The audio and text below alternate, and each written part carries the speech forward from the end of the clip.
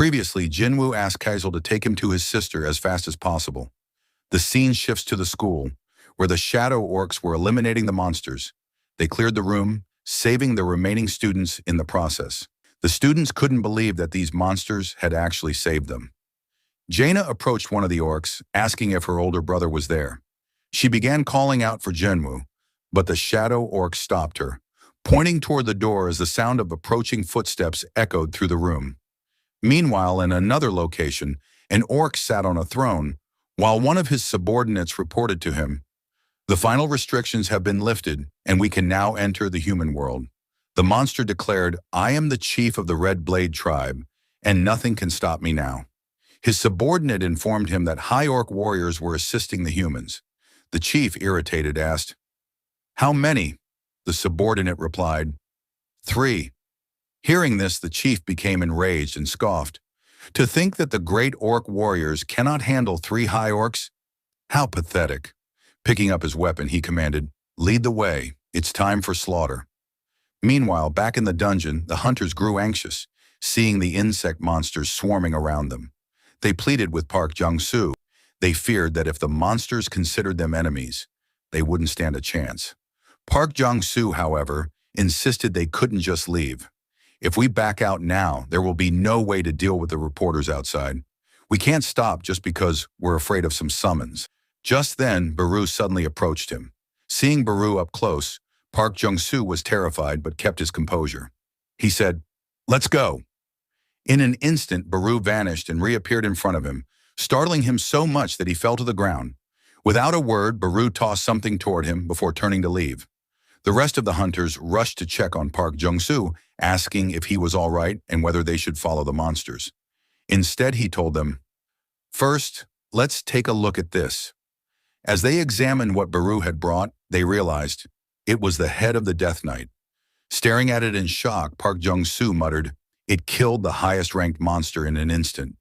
To think they're this strong." He asked if anyone still wanted to quit, but when he looked up, he was the only one still sitting. The rest of the hunters had already started following Baru and the other monsters. Back at the school, the Shadow High Orcs were trying to protect Gina from the attacking orcs, but the chief was too powerful for them. He declared, "Orc tattoos are a symbol of victory. They are proof of how many enemies I've slain." He then attacked, taunting, "Keep me entertained, High Orc warriors." However, one of the Shadow High Orcs blocked his strike, impressing the chief. "You managed to stop my sword," he said, "but you have no chance."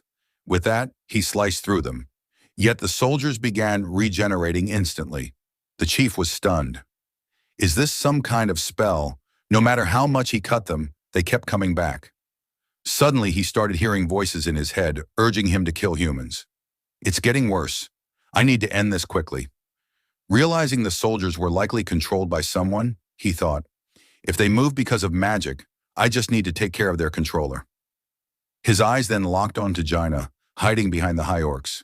He ordered his minions to seize her, instructing them to keep attacking while the High Orcs were momentarily powerless during regeneration. Slowly, they overwhelmed all 3 shadow soldiers. Panic spread among the students as the chief grabbed Gina by the mouth, lifting her into the air. "As I suspected, it's you. I can sense the magic power." Gina trembled in fear. But just as the chief prepared to finish her, something outside the window caught his attention. He let go of her, his expression twisting into shock. A massive shadow was descending rapidly toward them. Feeling its power, the chief was overwhelmed. Something is coming, something terrifying. He warned his minions to brace for impact, just as Jinwoo crashed into the building, sending the chief flying. Jinwoo gently patted Gina's head. "You're safe now." Meanwhile, the chief struggled to his feet, staring at Jinwoo and Kaisel in fear. "I am Garrick Daru, chieftain of the Red Blade." But Jinwoo cut him off. "Shut up and wait." Instead, he turned to Gina, who was still trembling and crying. Hugging her tightly, he whispered, "I'm sorry for being late." Checking on the others, he turned to Han Sungyi. "Are you okay?" She shook her head. Noticing the red mark on Gina's face, Jinwoo's eyes burned with fury. Without hesitation, he summoned Igris. "Protect Gina." Then glaring at the remaining orcs, he commanded his shadow soldiers, "Take the students and head downstairs." As one orc attempted to flee, Jinwoo growled, "I said don't move." Once the students had evacuated, the orc leader confronted him. "So those immortal high orcs were your soldiers. Who are you, and how do you speak our language?" Jinwoo, however, was in no mood for conversation. Seeing his rage, the orc warned his minions, "He won't answer. Attack!" The orcs charged. The first swung his axe, but Jinwoo caught his hand mid-swing, crushing his fingers before slamming him to the ground. Then, without hesitation, he stomped on the orc's head, ending him instantly. Seeing this, two more orcs lunged. Using Dominator's touch, Jinwoo stopped them in midair and clenched his fist, turning them both into mush. Now furious, the remaining orcs swarmed him, but Jinwoo tore through them mercilessly, pushing forward until only one orc remained. The last orc, trembling in fear, found itself pinned to the wall by Dominator's touch. Jinwoo grabbed it by the mouth. "Why?" he demanded. "Why do your kind want to kill humans so badly?" The orc, terrified, confessed, "The voices in our heads tell us to kill." Jinwoo narrowed his eyes. "And what about now? Can you hear those voices when you're near me?" The orc stammered, begging for forgiveness. Jinwoo tightened his grip. "Answer me. Do you hear them now?" When the creature failed to respond, Jinwoo summoned his dagger. "As I thought, I'm not even human in your eyes, am I? But it doesn't matter. I'll forgive you." His eyes gleamed darkly as he raised his blade. "Just don't expect the process to be painless." Back in the dungeon, young Cha Hyen was pulling on something, saying, "Don't you know how expensive that is?" She was trying to stop one of the shadow ants from eating a monster. She told it that vampires were very valuable and not to eat them, but the ant scratched her shoulder and continued devouring the monster. Seeing this, Baru approached her and started healing her injuries. She thanked him while thinking, "How can a summoned creature cast better healing magic than me?" As they entered the boss room, they saw a monster hovering in the air, surrounded by several minions. The hunters recognized them as the Arch-Lich and 10 Death Knights. Park Jong-soo recalled the incident in China, where a famous guild called Gold Dragon was annihilated by an Arch-Lich, which led to a dungeon break. He thought it was impossible for any normal A-rank hunter to defeat such a monster. As he was deep in thought, one of the hunters alerted the group that more undead were approaching from the rear. Park Jong-soo quickly ordered Cha Hyen to block the entrance with her magic. She created a barrier at the entrance, preventing the undead from entering. "I can hold this for only 5 minutes," she informed them. As Park Jong-soo considered their next move, he noticed Baru advancing toward the Arch-Lich. The boss immediately recognized him as a shadow soldier of the Monarch and demanded to know why the Monarch's personal army was attacking them. Baru chuckled and said, "We were chosen by the Monarch, and you weren't." The Arch-Lich refused to believe it. "That cannot be. I will personally report this to the Monarch." Baru simply laughed. "You talk too much for someone about to die," he said, leaping forward and grabbing the glowing essence from the Lich's chest. The monster screamed in agony as Baru crushed the orb in his hand. With the boss defeated, all the undead soldiers within the dungeon began to collapse and disappear. The hunters stood in shock, unable to believe that Baru had killed an Arch-Lich in a single move. After the battle, Baru let out a triumphant roar. Watching him, Park Jong-soo thought, "I knew he was strong, but this strong." He then reflected on Sung Jinwoo's power. He figured that Jinwoo likely couldn't command all his summons at once, as doing so would rapidly drain his mana. However, based on their overwhelming strength, even if Jinwoo only summoned half of his army, he could still wield a force more powerful than a major guild. Back at the school, the Hunter Association had arrived to control the situation. Jinwoo was sitting with Chairman Go Gun-hee in his car. The chairman informed him that the 213 students who had quickly escaped were all safe, while only 10 others were rescued from the building. However, all the remaining students were gone. He then handed Jinwoo his phone, displaying a graph that showed the number of gates appearing in that area over the last 6 months.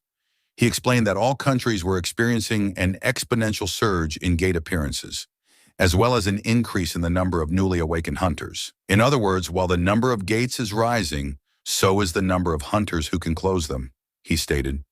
Jinwoo then asked why the chairman wanted to meet with him today. In response, Go Gun-hee handed him a stack of documents, explaining, "People from Japan, the United States, China, Russia, France, the UK, Germany, and even some countries in the Middle East wish to meet with you. These documents contain their official requests." He added that some had likely already reached out through unofficial channels. While the association could protect Jinwoo's personal information as he had requested, they had no right to stop these foreign parties from making contact. The chairman then urged Jinwoo to consider staying in Korea, emphasizing that if he were to leave, the country would struggle to adapt to the global changes occurring. As they neared a hospital, the chairman informed Jinwoo that this was where his younger sister, Gina, had been taken. As Jinwoo prepared to leave, Go Gun-hee assured him that he would provide whatever resources were necessary if he chose to remain in Korea. He stressed that the nation had already lost 3 of its 10 S-rank hunters and could not afford to lose another. Hearing this, Jinwoo replied, "In that case, I'd like to enter high-rank gates alone from now on. Can you make that happen?" The chairman, surprised, asked if that was the reason Jinwoo had created his own guild. He thought to himself, a one-man assault squad, and acknowledged that while it would be difficult, it was not impossible. Fast forward, we see Yoo Jin-ho on a call with someone, inviting them to join their guild. The person on the other end was his cousin, Yoo Suk-young. Jin-ho tried to convince her to join their guild rather than becoming an ambassador for his father's guild. She questioned his reasoning. She was skeptical, asking if he was trying to recruit her for a guild that hadn't even been officially formed yet, and whether he was sure he wasn't being scammed by some shady guy.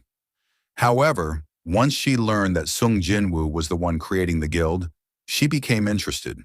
Upon arriving, Jin-ho introduced her, saying, "This is my cousin, Yoo Suk-young, an A-rank hunter." Seeing how excited she was to meet Jinwoo, Jin-ho commented, "You're the real celebrity here."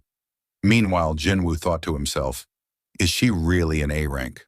As they sat down, Jinwoo warned her that joining their guild would create a stir and asked if she was prepared for that. She confidently responded, "Anything is better than getting mixed up with Yoo Jin-sung." Jinwoo, confused, asked who she was referring to. Jin-ho clarified, "That's my older brother." Jinwoo then asked, "The one with the bad personality?" After their discussion, Yoo Suk-young asked Jinwoo if she could take a selfie with him to post online. The scene shifted to the Hunter Association building, where Senator Nam Jung-wook was protesting against Chairman Go Gun-hee's appeal to allow Hunter Sung Jinwoo to enter high-level dungeons alone.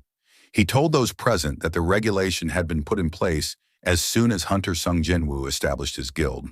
"If this isn't preferential treatment, then I don't know what is," he added, stating that the Hunter Association exists for the good of all hunters, not just Hunter Jinwoo, and demanded an explanation from the chairman.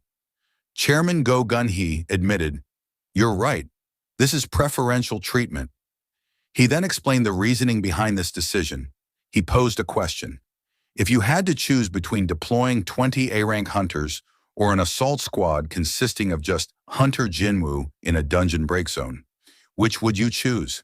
He reminded them that guilds worldwide were desperate to recruit Jinwoo and questioned whether they truly believed he would remain in Korea if they refused to compromise with him.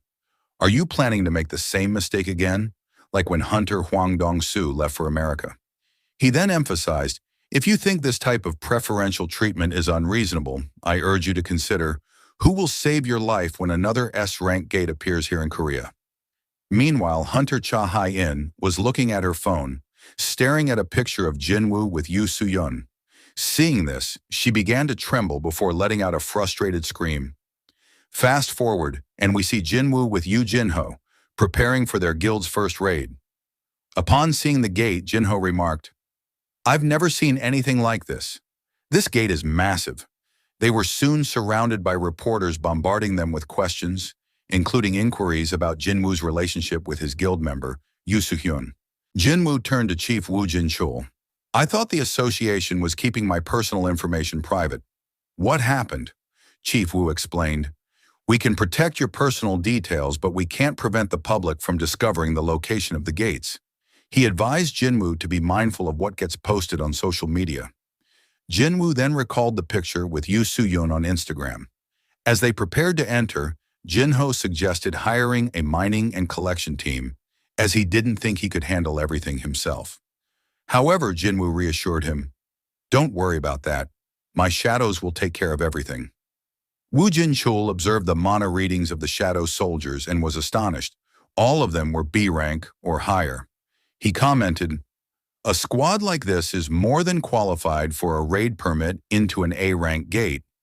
It became clear that Jinwoo was making a mockery of those arguing over whether this was preferential treatment. Woo Jin-chul then announced, "I've been ordered by the chairman to observe your raid.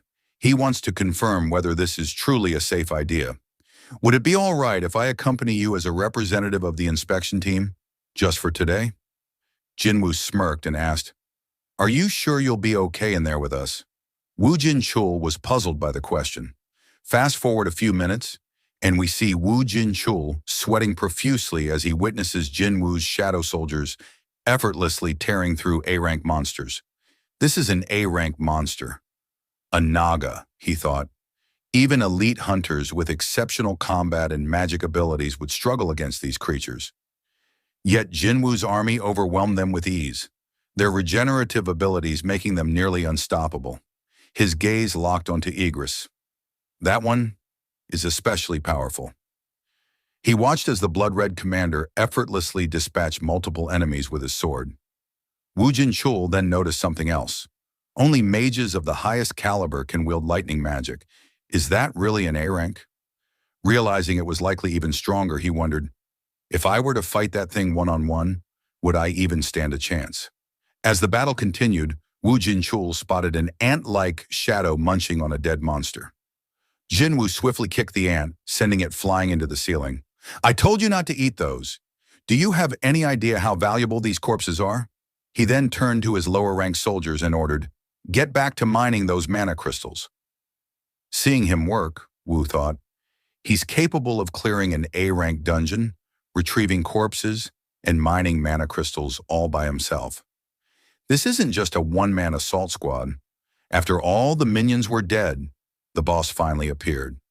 Seeing the creature, Jinwoo ordered his soldiers, "Those of you who are still working can stay. The rest of you return." Woo asked him, "Why did you have the other soldiers leave? Your summons would have been strong enough to take down the boss themselves." Summoning his daggers, Jinwoo replied, "Relying too much on my shadows makes me lose my touch."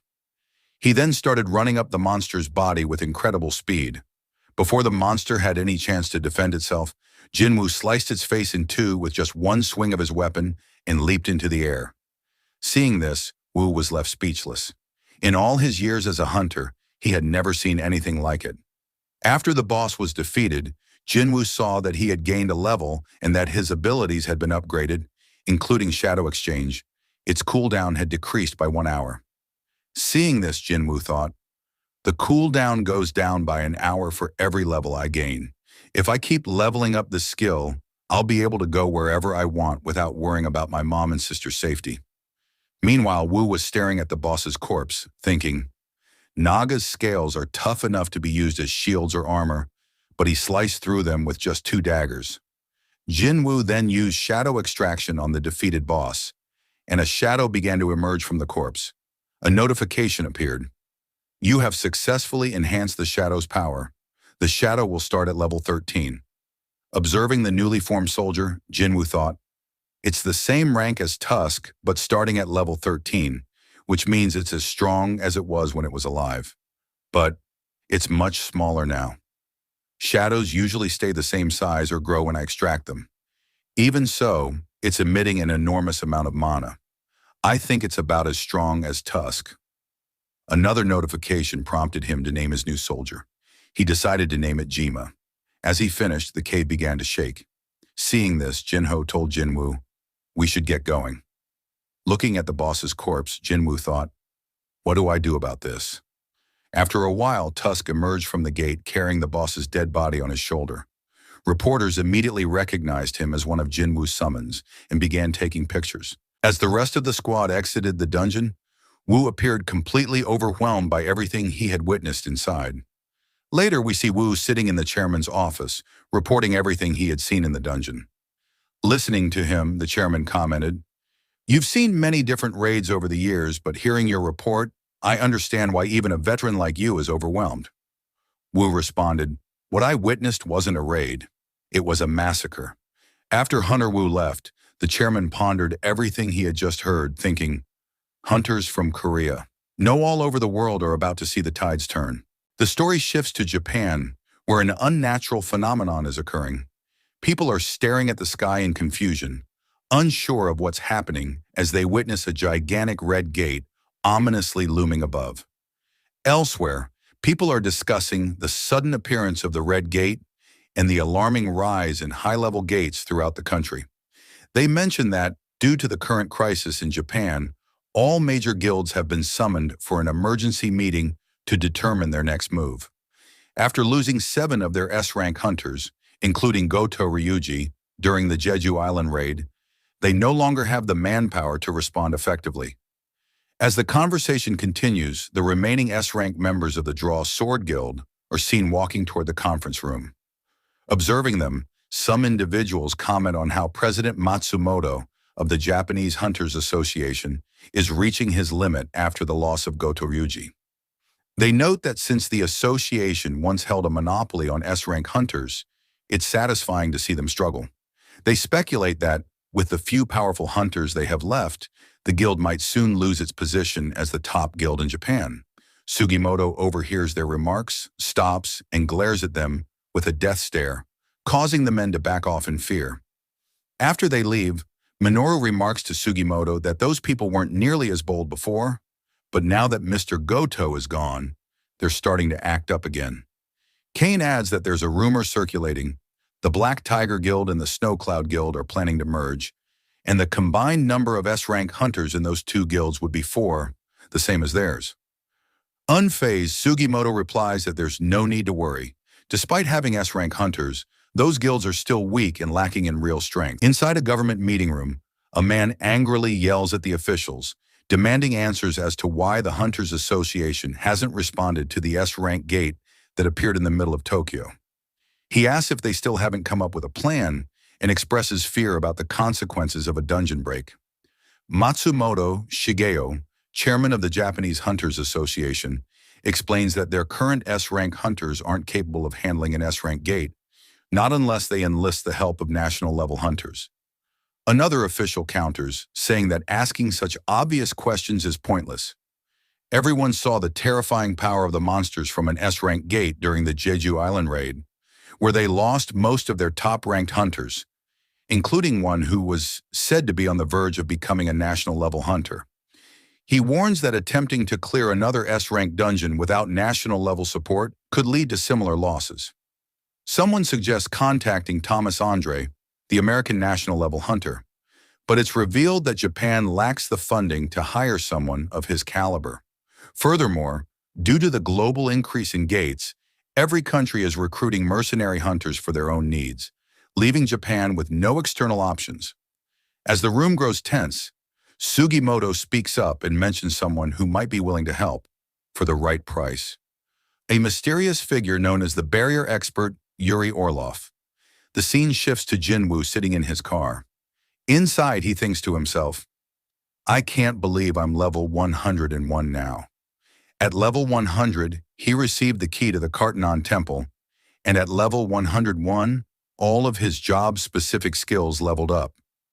I can't wait to see what happens at level 102, he thinks as he gets out of the car. He notices someone in the parking lot. It's Hunter Cha Hei-in. Upon seeing Jinwoo, she quickly turns and starts walking away. In a blink, Jinwoo appears right next to her and asks, why did you start running when you saw me? If you were going to run, why come to my office in the first place? Flustered, Hunter Cha stumbles over her words and points toward a spot in the lot, saying her car is still parked there. Jinwoo realizes she wasn't able to take it last time because they used Shadow Exchange to teleport to the gymnasium. Hunter Cha then asks if he has time to talk. Jinwoo asks what she wants to discuss. In her mind, she recalls the photo she saw of him with Lee Joo-hee and wonders why he chose Joo-hee over her, even though she herself is an S-rank hunter. She wants to know if they're dating, but instead of voicing her feelings, she suppresses them and says, Hunter Min Byung-gu asked me to give you a message. It's about his power. That catches Jinwoo's attention, as he's been looking for answers about that as well. He stops and says, "Let's continue this conversation somewhere private." They arrive at the office and Cha asks why it's so empty. Jinwoo tells her that the Vice Guild Master, Yu Jinho, stayed behind at the dungeon site. Hearing this, Cha blushes, realizing she's alone with Jinwoo.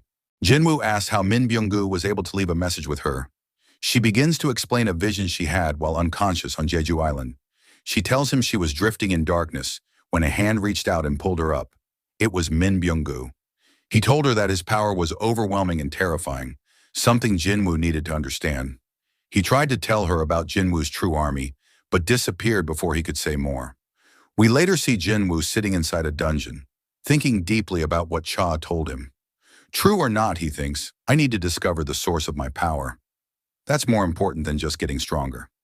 Sitting next to him is Jinho, who asks, "Your summons can move on their own, so why do we have to go with them? Why not let them handle it while we relax?" Jinwoo explains he can't always trust those idiots when he's not watching them. Jinho then asks about Jinwoo's sister.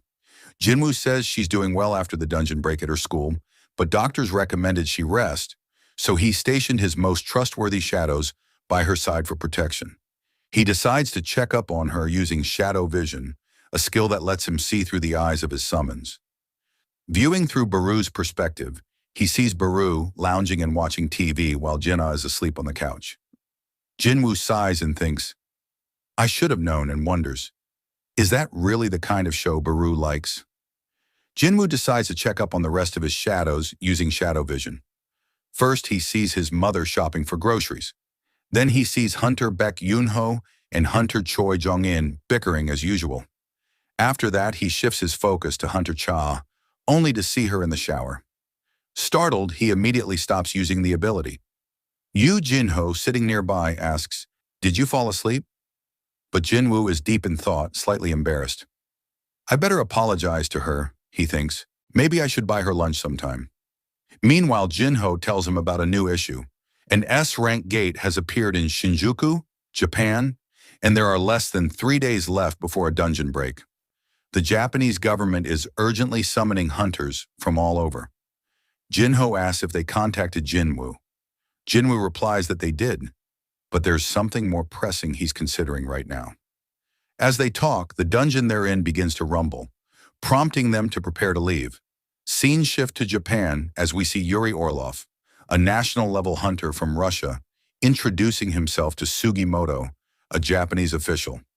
He boasts, I am the greatest support-type hunter in the world. He continues mockingly, I read the report from the Short Sword Guild. It was a good decision to evacuate the civilians. But is it true that Japan could only spare 6 S-rank hunters for this operation? Sugimoto confirms. Due to the appearance of multiple A-rank gates across the country, each guild was forced to leave at least 1 S-rank hunter behind to protect their own territories. Even their guild is leaving one behind, while 3 others join the Shinjuku mission. Hearing this, Orlov scoffs. Pathetic. How can you protect your country like this? He then adds, I'll hold back the gate for you, as long as you want. My fee, $3.6 billion a year, $10 million a day. Shocked, Sugimoto asks, You're seriously charging that much? Yuri smirks and replies, Compared to Thomas Andre, who's asking for $36 trillion, I'm a bargain. Minoru, one of the Japanese hunters, turns to Kanzaki and asks what the drunk is saying. Kanzaki, who knows Russian, answers, I'm not entirely sure, but I can tell it's nothing good. Yuri then says bluntly, Are you trying to save your country or save your money? He insults the other Japanese hunters standing nearby, prompting Minoru to step forward asking, Did he just insult us? Kanzaki replies, I didn't understand the words, but the meaning was clear enough. Suddenly, they find themselves trapped inside a magical barrier, unable to move. Yuri calmly says, You won't be able to take a single step without my permission. Minoru struggles and wonders how an S-rank hunter like him could be restrained so easily. With a smug grin, Yuri turns back to Sugimoto, saying, I'll stop your S-rank gate. I'll even let them go, free of charge. How about that? Sugimoto, left with no better option, reluctantly agrees. I've confirmed your abilities, but I need to make a call first. Back in Korea, we see Jinwoo getting ready to enter the double dungeon.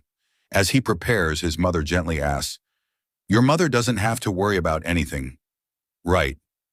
Jinwoo smiles and reassures her, "Don't worry, I just have an appointment." Once the timer on the key runs out, its destination is revealed. The gate's location? Jina's school. Jinwoo quickly heads there. Upon arrival, he spots several Hunter Association agents standing guard outside the gate. He walks up to them and asks, "How long has this gate been here?" One of the agents replies, "3 days. It's just a C-rank gate. A Hunter assault squad entered it about 2 hours ago." Jinwoo immediately tells them, "You need to call them back. They're in danger. If they stay inside, they'll die." Without wasting time, he begins to enter the gate. "I'll return with the assault squad." Meanwhile, the assault squad has already made their way through the dungeon. They come to a halt in front of the boss room, but the door is locked.